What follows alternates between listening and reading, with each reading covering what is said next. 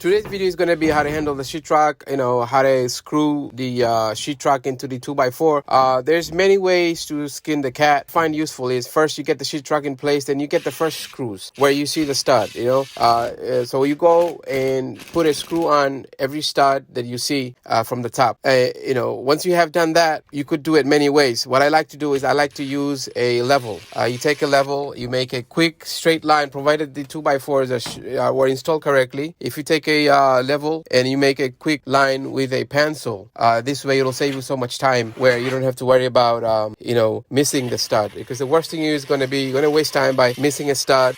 You make a bunch of holes and you finally find it, then you have to cover it up with the plaster. So right now I'm going to show you how to use this level. Everybody know how to use it. So you see I'm using I'm using the first screw as a starting point. Then you make sure you're going straight line.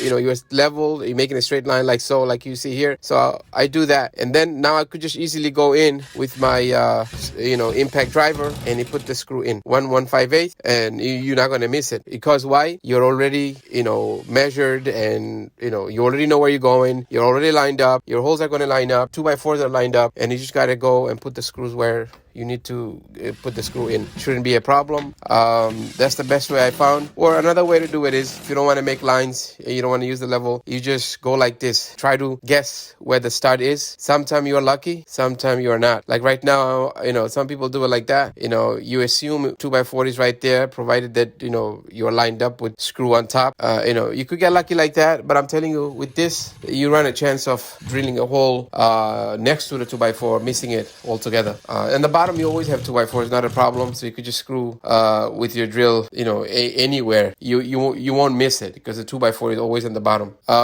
If you haven't subscribed to the channel, please subscribe. It's meant to teach people, help people how to do basic stuff, handyman stuff.